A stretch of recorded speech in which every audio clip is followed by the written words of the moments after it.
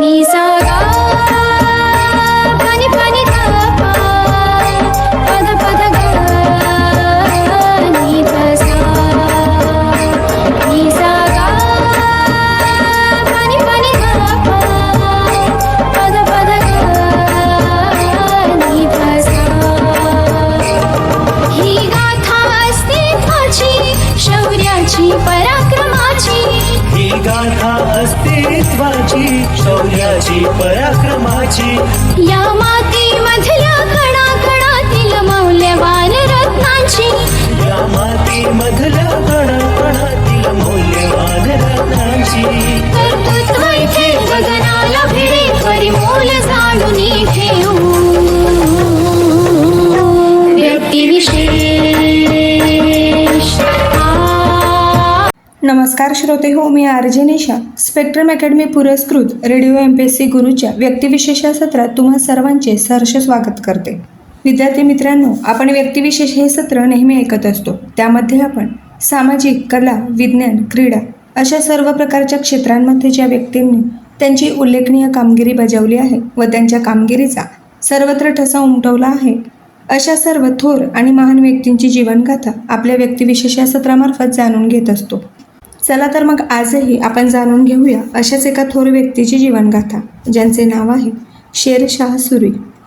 शेरशाह सुरी, ज्यांना सुलतान आदिल या उपाधीनेही ओळखले जाते, ते 1540 पासून ते 1545 मध्ये त्यांच्या मृत्यूपर्यंत पहिला सूर सम्राट म्हणून हिंदुस्थानचे सुलतान म्हणून होते. गादीवर येण्यापूर्वी त्याने बिहार आणि बंगाल येथेही शासक म्हणून काम केले.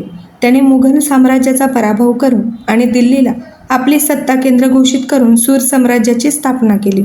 त्याने मुघल साम्राज्याचा पराभव करून आणि दिल्लीला आपली सत्ता केंद्र घोषित करून सूर साम्राज्याची स्थापना केली. त्यांच्या नवनवीन कल्पना आणि सुधारणांचा प्रभाव त्यांच्या अल्प कारकिर्दीच्या पलीकडेही पसरला. त्यांना भारतातील महान प्रशासकीय शासकांपैकी एक म्हणून ओळखले जाते. शेरशाह इतिहासातील सर्वात कुशल अफगाण सेनापतींपैकी एक म्हणून प्रसिद्ध आहे आणि त्यांच्या कारकिर्दीच्या अखेरीस त्याचे साम्राज्य जवळजवळ संपूर्ण उत्तर भारतावर पसरले होते. 1472 ते 1486 दरम्यान जन्मलेल्या आणि फरीद खान असे नाव मिळालेल्या शेरशाहला बालपणीच कौटुंबिक कलहामुळे घरातून पळून जावे लागले. त्यांनी जौनपूरमध्ये शिक्षण घेतले, जिथे त्यांच्या वडिलांनी त्याला आपल्या जहांगीरीवर व्यवस्थापकीय पद देऊ केल्यानंतर त्याच्या सत्तेच्या उदयाला सुरुवात झाली. शेरशाहने या प्रदेशांवर प्रभावीपणे राज्य केले आणि प्रदेशात समृद्धी आणणाऱ्या आपल्या सुधारणांमुळे कीर्ती मिळवली. तथापि कौटुंबिक कारस्थानांमुळे त्याने अखेरीस जहांगीरीवरील आपले पद सोडून दिले.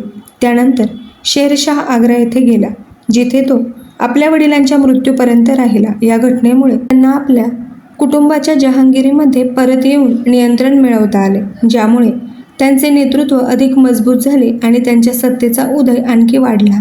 मुघलांनी सत्ता मिळवल्यानंतर शेरशाहने बाबरच्या नेतृत्वाचे निरीक्षण करत आग्रा येथे काही काळ घालवला. आग्रा सोडल्यानंतर ते बिहारच्या राज्यपालाच्या सेवेत दाखल झाले.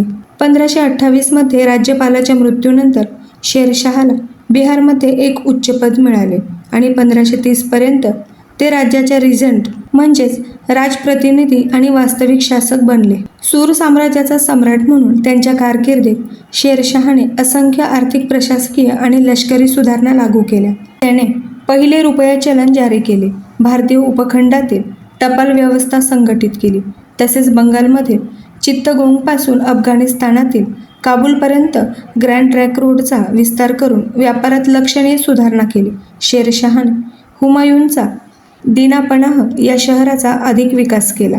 त्याचे नाव शेरगड असे ठेवले आणि इसवी सन 7व्या शतकापासून नदीकडे असलेल्या पाटलीपुत्र या ऐतिहासिक शहराला पाटणा म्हणून पुनरुज्जीवित केले.